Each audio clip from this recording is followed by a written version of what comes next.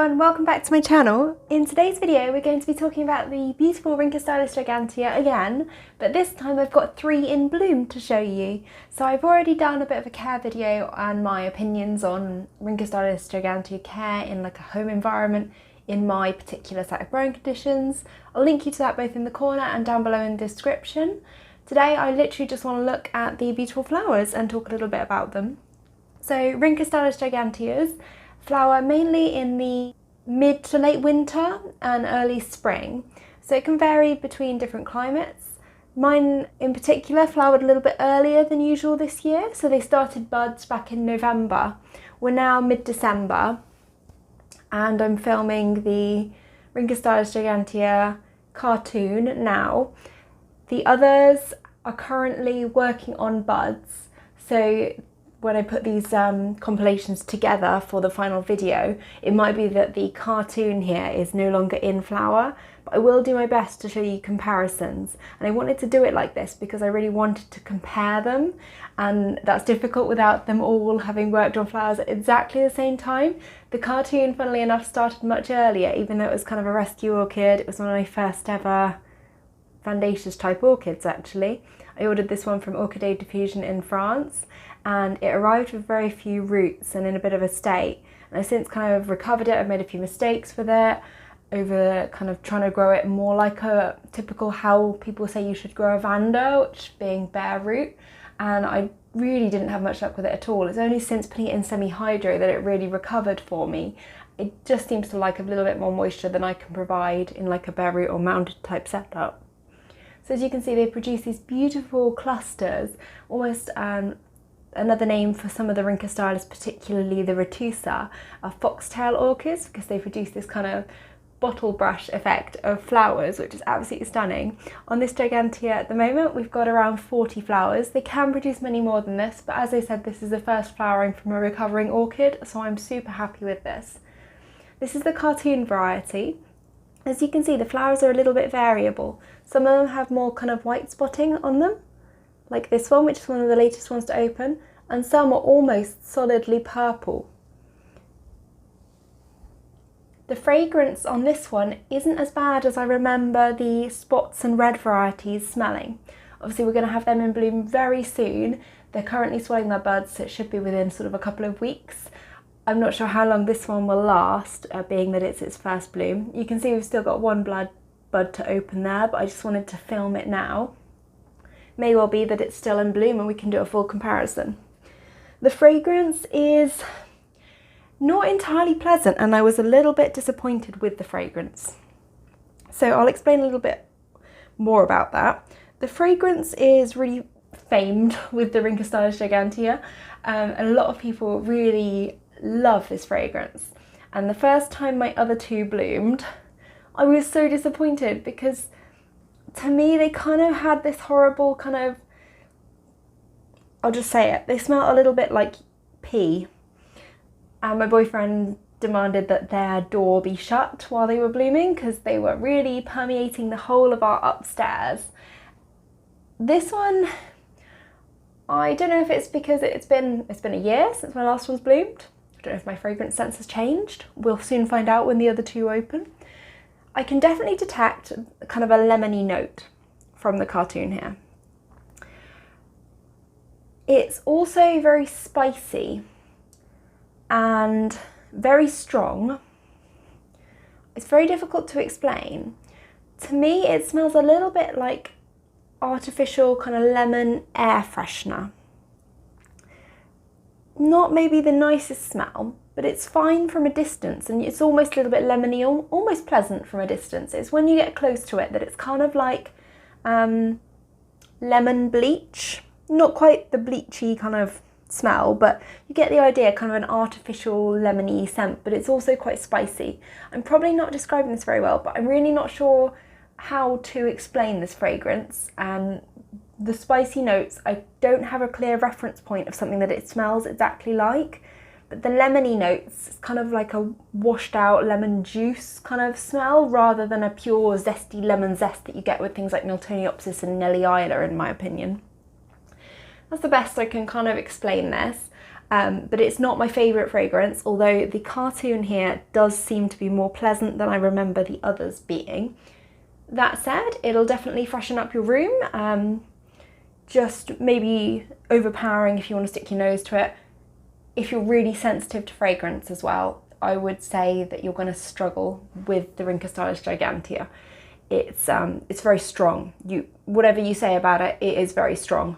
It fills up the spare bedroom at the moment. I'm filming at the moment in a smaller room, and yeah, it's definitely hitting me. It's not unpleasant or completely overpowering, but the others I remember being that way, so please bear that in mind when you're purchasing. The flowers are absolutely gorgeous though, so however stinky I do find the Rhynchostylis Giganteas, I am addicted to them and I keep buying more because they're just so beautiful, and I'm absolutely addicted to these flowers. And the cartoon is particularly stunning. The spots variety is very delicate, and I've recently purchased a couple of orange varieties which I'm just can't wait for them to bloom. It looks like it's going to be next year though because they haven't spiked yet, but I think this is probably my favourite colour form out of the ones that I've had personally in bloom. And my others have 2 spikes each, and they look like they're potentially going to have as many flowers as this, so I'm excited to move on to those in the next frame of this. So this is the Rhynchostylis Gigantea cartoon. I'm just going to do a few little shots of this because I can't resist showing you guys up close just how beautiful these clusters of flowers are.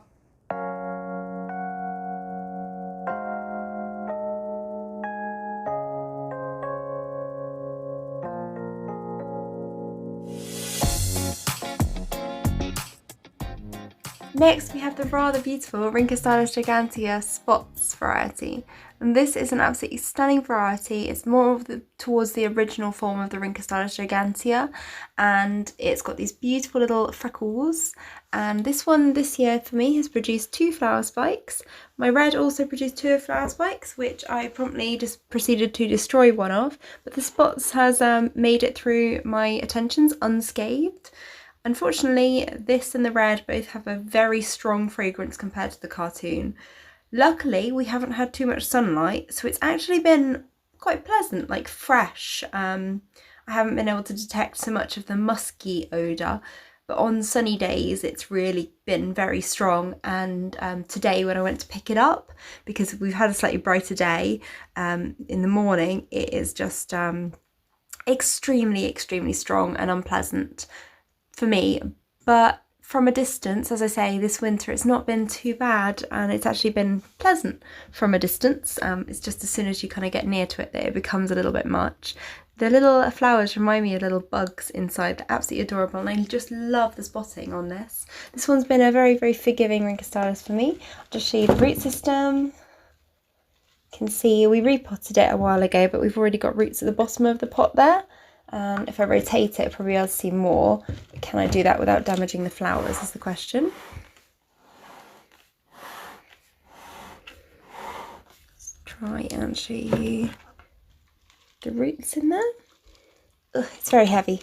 Anyway, it's doing very well. We're currently at the end of January, so I'll be uploading this video in the next few days. It's been about a month since I filmed for the cartoon version. The flowers on the cartoon did last about a month. They've only just faded, which is a real shame because it would have been great to be able to film them actually together to give a comparison. We've got a huge number of flowers on these, and I did try and count them, and I think we've got around 50 per spike.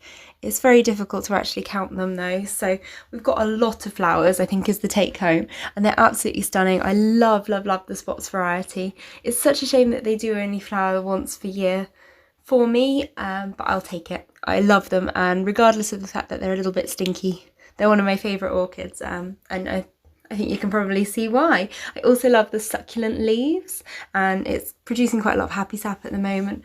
It's a very rewarding orchid to grow though, because I love the leaves, I love the succulent nature and how thick and patterned they are. I love how easily they grow in semi-hydro for me, which is always a bonus, and I love the flower displays.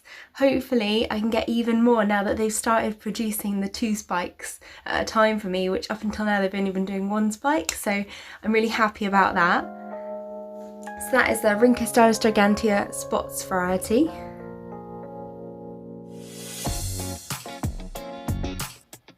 Next up, we're going to talk about the Rhynchostylis Gigantea variety Red, which has much bigger, more open flowers than either the cartoon or the spots variety. My spots variety has the most close-up flowers out of all of them, and probably the smallest as well.